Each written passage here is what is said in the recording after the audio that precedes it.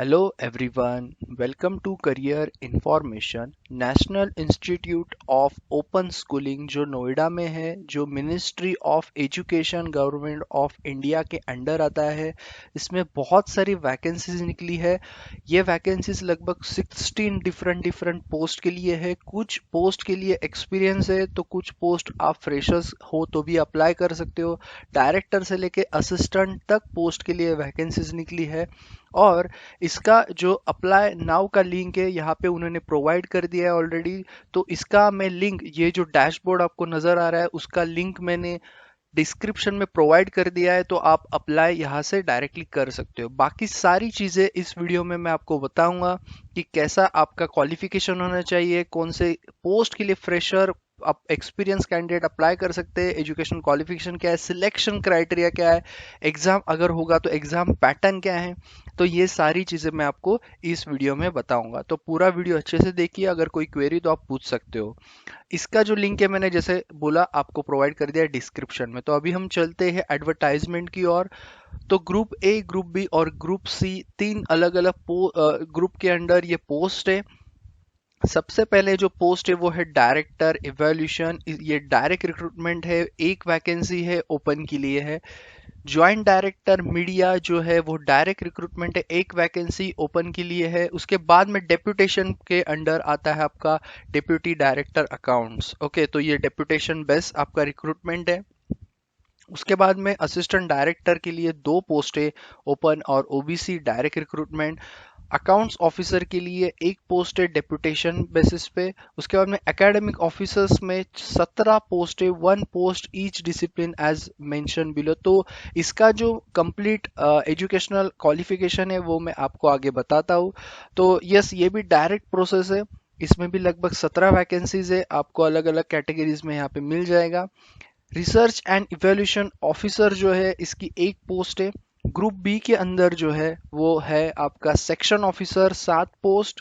उसके बाद में असिस्टेंट इंजीनियर सिविल एक पोस्ट है, हिंदी ऑफिसर का एक post. Audit officer, assistant audit officer, ये भी डेप्यूटेशन बेसिस पे है, एक वैकेंसी। ईडीपी सुपरवाइजर्स के लगभग 37 पोस्ट है। जूनियर इंजीनियर इलेक्ट्रिकल की एक पोस्ट।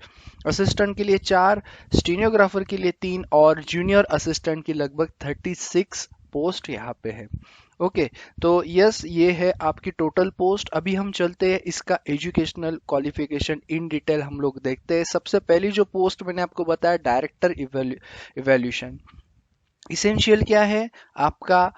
मास्टर डिग्री होना चाहिए, 10 साल का आपका regular service in scale of 11 of pay matrix, ये इंपॉर्टेंट है। तो आपका ये एक्सपीरियंस होना चाहिए। उसके बाद में 52 इसका एज है। ओके, तो ये एक्सपीरियंस बेसिस, जैसे कि डायरेक्टर की पोस्ट है, बहुत बड़ी पोस्ट है। और ये जो है आपका रिक्रूटमेंट होगा, ये परमानेंट बेसिस है, कोई भी कॉन्ट्रैक्चुअल बेसिस नहीं है। Working knowledge of Hindi English, बाद में ऑर्गेनाइजिंग सेमिनार्स कॉन्फ्रेंस ओरिएंटेशन होना चाहिए, आपको आना चाहिए। वैसे ये 10 साल तक आपका एक्सपीरियंस लेवल 1 का होना चाहिए। 11 पोस्ट मतलब जो आपका मैट्रिक्स होगा उसके हिसाब से आपका पे होना चाहिए 10 साल तक। तो ही आप अप्लाई कर सकते हो। डिजायरेबल क्या है? Post graduate diploma degree in management teaching education, या फिर experience in open learning distance education institution, outstanding academic contribution, या फिर doctoral degree of an Indian or foreign university, और आपका equivalent publish research work of higher standards होना चाहिए। उसके बाद में नेक्स्ट जो है मीडिया की पोस्ट, जो जॉइंट डायरेक्टर की थी। इसमें मास्टर डिग्री आपका मास कम्युनिकेशन, बाद में master graduate degree in diploma और diploma from recognised university in production of radio programmes films. उसके बाद में 5 साल का एक्सपीरियंस आपका होना चाहिए इन the level 12 of pay matrix. Desirable यही है कि एक्सपीरियंस इन ओपन लर्निंग और डिस्टेंस एजुकेशन। 47 आपका एज लिमिट। अगर इसमें अलग अलग कैटेगरी में वैकेंसीज है तो आपको वो कंसिडर होगा, ओपन में तो 47 ही है। उसके बाद में जो नेक्स्ट पोस्ट है वो डायरेक्टर, डेप्यूटी डायरेक्टर अकाउंट्स की जो पोस्ट है, ये है 56 एज। इसका डेप्यूटेशन बेसिस है। तो IAS or various central government account services holding analogous post or post in the level level 11 of पे मैट्रिक्स आपका जो है वहां से डेपुटेशन होगा with 5 years service in the grade on the regular basis or 8 years in the scale of this level 10 of the pay matrix. तो yes आपका इस हिसाब से आपका अगर एक्सपीरियंस है एज जैसे कि ये डेपुटेशन पोस्ट है तो आप इसको अप्लाई कर सकते हो. Working knowledge of Hindi English computers आना चाहिए. उसके बाद में नेक्स्ट जो है वो एडमिनिस्ट्रेटिव. ओके तो जो पोस्ट है असिस्टेंट डायरेक्टर एडमिनिस्ट्रेशन की फर्स्ट सेकंड क्लास एटलीस्ट आपका बैचलर डिग्री 5 ईयर का रेगुलर कंटिन्यूस सर्विस लेवल 10 पे मैट्रिक्स पे होना चाहिए या फिर 8 ईयर का आपका कंटिन्यूस रेगुलर सर्विस होना चाहिए level 7 of the pay matrix.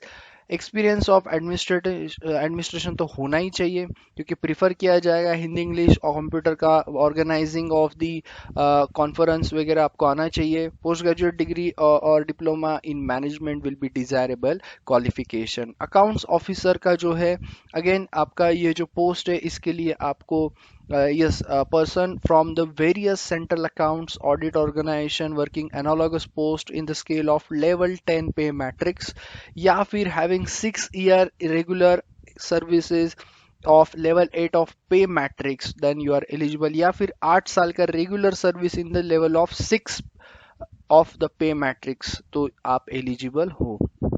Working knowledge Hindi English और कंप्यूटर ऑपरेशंस का नॉलेज होना चाहिए.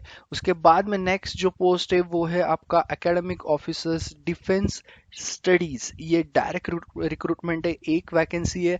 सिंपली आपका master degree in defence studies from recognised university और अब्रॉड इन इंडिया 55%.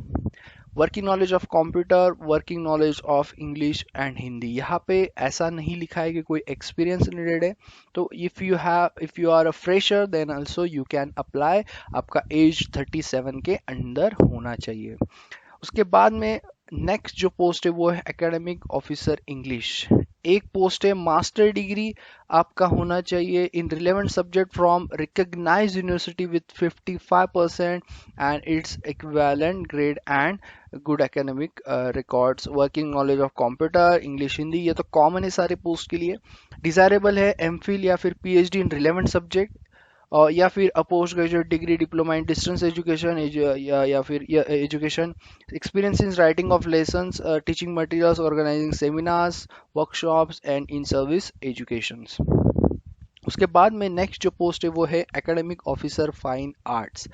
एक पोस्ट है आपका अगर master degree in fine arts है तो आप अप्लाई करो. फ्रेशर्स भी अप्लाई कर सकते हैं. बाकी ये सारी चीज़ें कॉमन है. कंप्यूटर ऑपरेशन और इंग्लिश हिंदी आपको आना चाहिए. एक पोस्ट है ओबीसी के लिए तो 40 साल तक आप एलिजिबल हो. उसके बाद में नेक्स्ट है आपका एकेडमिक्स ऑफिसर लिंग्विस्टिक्स. इसके लिए जो है एक पोस्ट है यूआर आपका master degree in linguistics from the recognised university या फिर master degree in applied linguistics में भी चलेगा. फ्रेशर्स लोग अप्लाई कर सकते हैं, एक वैकेंसी है. उसके बाद में नेक्स्ट जो पोस्ट है वो मास कम्युनिकेशन एकेडमिक ऑफिसर्स एक पोस्ट है. इसमें भी आपका मास्टर डिग्री इन मास कम्युनिकेशन जर्नलिज्म में हुआ है तो आप अप्लाई करो. फ्रेशर्स भी अप्लाई कर सकते हैं. उसके बाद में एकेडमिक ऑफिसर साइकोलॉजी जैसे उन्होंने बताया था पहले इसमें कि एकेडमिक ऑफिसर्स के अलग अलग डिपार्टमेंट में एक एक पोस्ट है तो वो सारी इंफॉर्मेशन मैं आपको बता रहा हूँ. साइकोलॉजी आपका मास्टर डिग्री है तो आप अप्लाई करो डायरेक्टली. उसके बाद में संस्कृत में अगर आपका मास्टर डिग्री है then also you can apply for academic officer. उसके बाद में if you have done masters in the physics chemistry botany zoology then also you can apply for this post. Okay, for the science academic officer science जो एक post है. उसके बाद में social science जो है एकेडमिक ऑफिसर्स उसके लिए अगर आपका हिंदी जियोग्राफी पॉलिटिकल साइंस इसमें अगर आपका मास्टर्स है तो यू कैन अप्लाई. बाद में स्पेशल एजुकेशन जो एकेडमिक ऑफिसर की पोस्ट है इसमें अगर आपका master degree in the special education है या फिर master degree in any discipline with M Ed with special education then you can apply.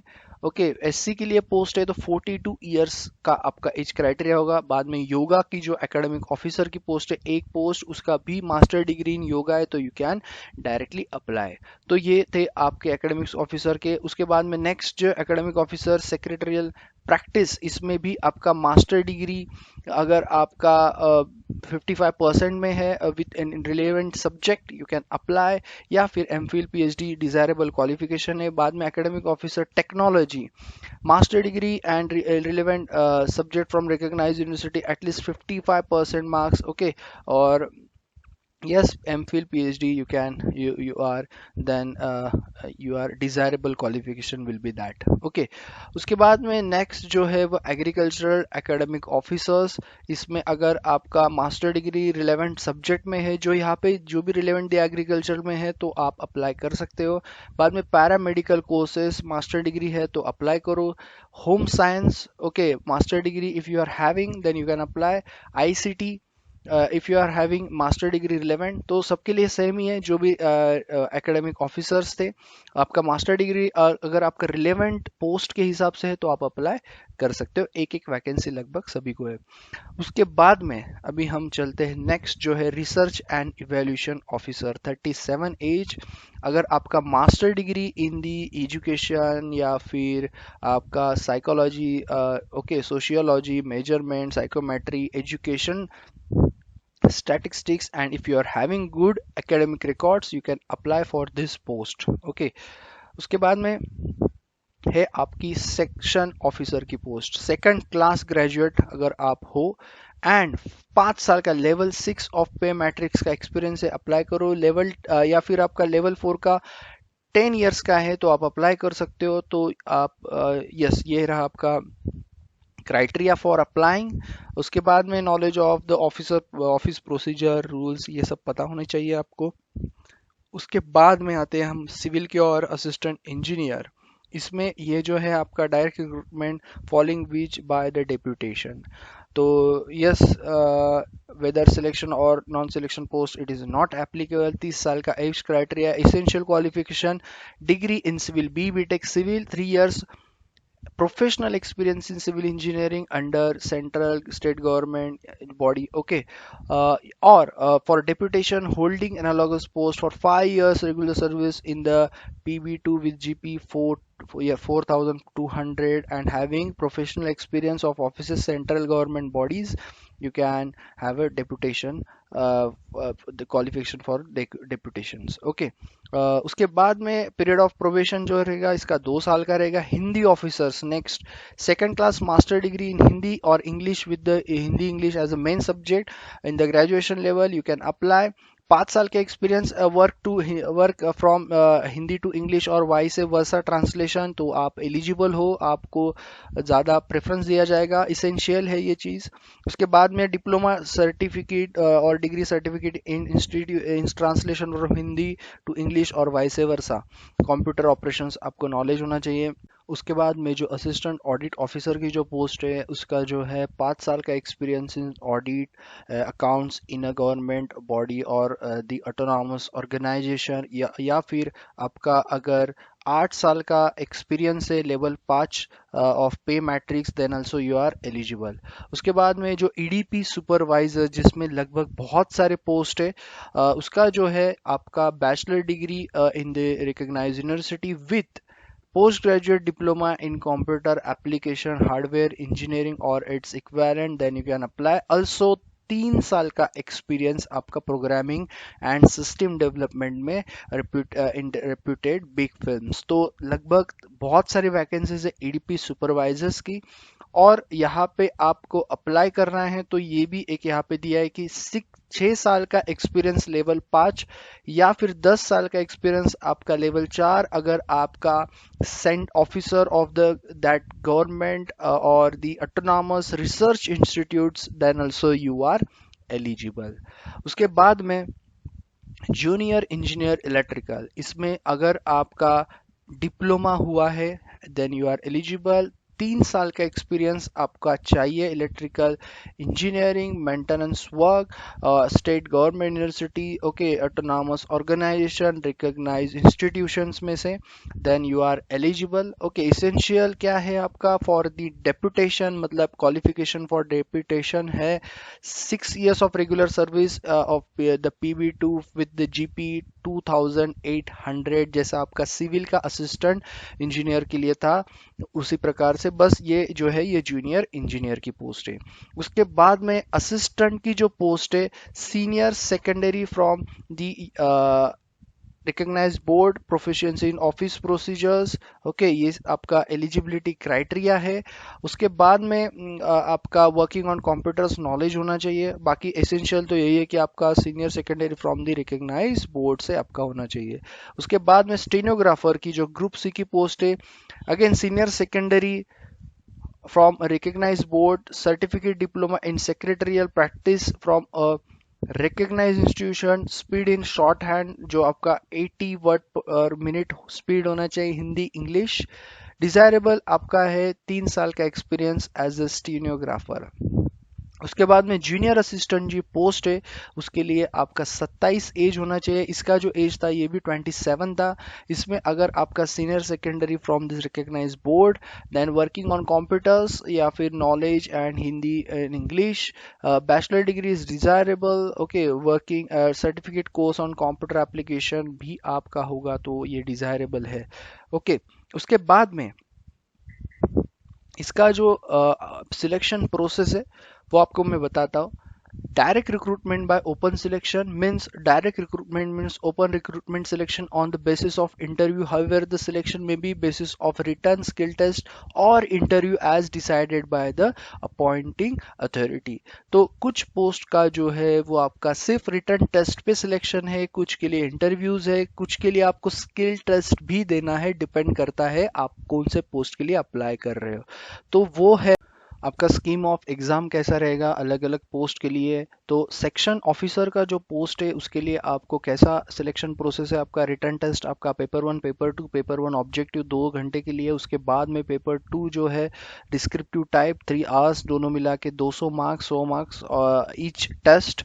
उसके बाद में 50 मार्क्स इंटरव्यू 250 मार्क्स का रहेगा। आपको दोनों अलग अलग पेपर 1 पेपर 2 आपको क्वालिफाई करने हैं।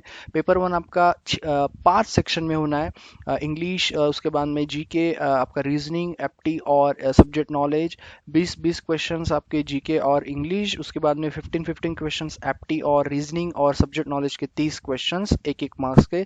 इसमें नेगेटिव मार्किंग भी रहेगा। इसका 45% आपका क्वालिफाइंग जर्नल ईडब्ल्यूएस, उसके बाद में 40% आपका ओबीसी और 35% आपका एससी एसटी एंड पीडब्ल्यूडी। उसके बाद में आपका पेपर 2 जो टाइपिंग टेस्ट होगा वो लेटर राइटिंग ड्राफ्टिंग ओके वो सारी नोटिंग वो सारी चीज़ें 30 मार्क्स के लिए। ऑफिस प्रोसीजर सर्विस रूल 40 और financial rules and regulation financial administration including book keepings, इसका 30 मार्क्स और टोटल मिला के 100 मार्क्स। सेम परसेंटेज क्वालिफाइंग है, आपको दोनों क्वालिफाई करने पड़ेंगे। रिटर्न इंटरव्यूज़ के लिए invite for interviews in the 1/10 ratio. यहाँ पे कंप्लीट सिलेबस आपको दिया हुआ है। मैं डिस्क्रिप्शन में इसका लिंक आपको प्रोवाइड कर दूंगा ताकि आप इसको कम्प्लीटली एक बार चेक करो, क्योंकि बहुत सारे पोस्ट के लिए है।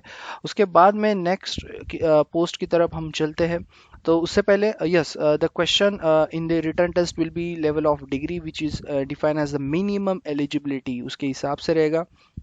निगेटिव मार्किंग जैसे मैंने आपको बोला पेपर 1 ऑब्जेक्टिव में हमेशा होता ही है, तो यहाँ पे भी है। रिटर्न एग्जामिनेशन सेंटर्स जो है पुणे, चेन्नई, दिल्ली, गुवाहाटी, कोलकाता, यहाँ पे आपके रहेंगे। Interviews will be NIOS headquarters में ही आपके होंगे। उसके बाद में नेक्स्ट जो पोस्ट है जैसे कि आपकी नेक्स्ट है हिंदी अधिकारी की, तो इसका भी 100 मार्क्स के आपके पहला रहेगा आपका ऑब्जेक्टिव, उसके बाद में रिटर्न 50 आपके रहेंगे इंटरव्यूज। तो यहाँ पे भी सेम आपका पैटर्न है। ओके, यहाँ पे सिर्फ चेंज क्या होता है आपका 5 सेक्शन में ही है। इसमें आपका जो है सामान्य ज्ञान ये 20 मार्क्स के लिए, उसके बाद में राजभाषा नियमों के कार्यान्वयन पर आधारित। ओके, तो ये जो है आपका उनके जो सब्जेक्ट नॉलेज उसके ऊपर आपका आएगा ये 35 क्वेश्चंस, बाद में व्यवहारिक व्याकरण 15 क्वेश्चंस, बाद में प्रशासनिक और पारिभाषिक शब्दावली के 15 और शब्द ज्ञान के लगभग 15 क्वेश्चंस। तो ये टोटल आपके वही परसेंटेज में क्वालिफाई। इसका भी मैं सिलेबस आपको नीचे बताता हूँ। राजभाषा एवं नीति कार्यान्वयन संबंधी प्रश्न 30, बाद में आपका अनुच्छेदों का अनुवाद 40, अनुच्छेदों का पुनरीक्षण जो है वो है 30। ओके, तो टोटल आपका होता है 100 मार्क्स का ये सेम एलिजिबिलिटी आपका जो क्राइटेरिया है। ओके, उसके बाद में नेक्स्ट है आपका 1/4, जैसे मैंने आपको बोला रेशो। यस, बाकी सर्टिफिकेट्स आपको लगेंगे। ओके, तो नेक्स्ट है आपका post EDP supervisor. Same pattern आपका रहेगा, बस इसमें आपका स्किल टेस्ट होगा, ना ही आपका इंटरव्यू होगा। स्किल टेस्ट आपका 2.3 मतलब 2.5 आवर्स का होगा 100 मार्क्स के लिए।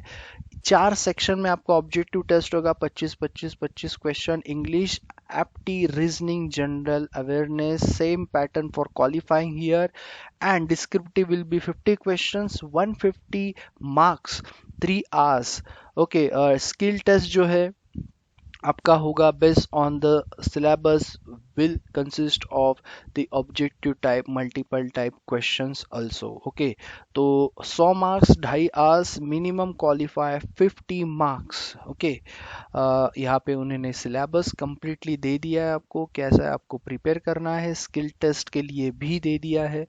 ओके, तो नेक्स्ट जो है आपका आता है पोस्ट असिस्टेंट के लिए। असिस्टेंट के लिए जो है 100 मार्क्स के आपके रहेंगे पेपर्स, 1 आवर का आपका स्किल टेस्ट होगा, उसके लिए कोई मार्किंग नहीं है, 200 मार्क का होगा, वो क्वालिफाइंग नेचर होगा स्किल टेस्ट। इसमें भी आपके सेम पैटर्न है, 25 2 hours, same for qualifying percentage, descriptive 50 question, 100 marks, 3 hours, 1 hour का आपका स्किल टेस्ट होगा with a speed of not less than 8000 की डिप्रेशन पर आवर। ओके, ये है उसका एग्जामिनेशन सिलेबस आपको प्रिपेयर करने के लिए। स्टीनोग्राफर का जो पोस्ट है 100 मार्क्स के 2 टेस्ट, ऑब्जेक्टिव डिस्क्रिप्टिव, उसके बाद में 1 hour of English, 1 hour 15 minutes for Hindi, skill test only qualifying nature, same for objective type as previous, then 50 questions 100 marks.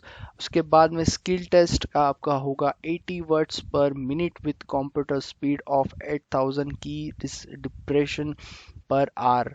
तो ये इस हिसाब से होगा, इसका भी इन डिटेल यहाँ पे नीचे दिया है।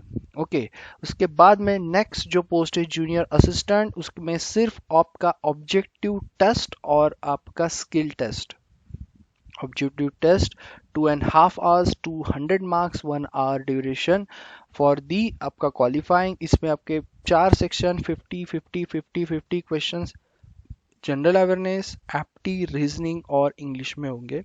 सेम आपका क्वालिफाइंग मार्क्स और आपका जो स्पॉट टाइपिंग टेस्ट होगा, जो आपका 6000 की depression per hour on a computer PC, इसका भी आपका क्वालिफाइंग ही होने वाला है। तो यहाँ पे कंप्लीट सिलेबस दिया है, सेम पैटर्न। तो ये था आपका टोटल नोटिफिकेशन जो national institute of open schooling का है। जैसे मैंने आपको सबसे पहले बताया, आपको अप्लाई नाउ पे क्लिक करना है, डैशबोर्ड का लिंक मैंने प्रोवाइड कर दिया है। उसके बाद में ये जो नोटिफिकेशन है उसका भी लिंक मैंने दिया। उसके बाद में एजुकेशनल क्वालिफिकेशन के जो रूल्स है उसका भी पीडीएफ का लिंक मैंने प्रोवाइड कर दिया। And fourth one will be your scheme of examination. So चारों लिंक मैंने आपको प्रोवाइड कर दिया डिस्क्रिप्शन में। इसमें आगे जो भी अपडेट्स आएंगे आपको मिल जाएंगे यही चैनल पे। सब्सक्राइब करो, बाकी नोटिफिकेशंस भी आपको इसी चैनल पे मिल जाएंगे, जो भी जॉब अलर्ट्स होंगे प्राइवेट गवर्नमेंट सेक्टर के। So thank you all and all the best.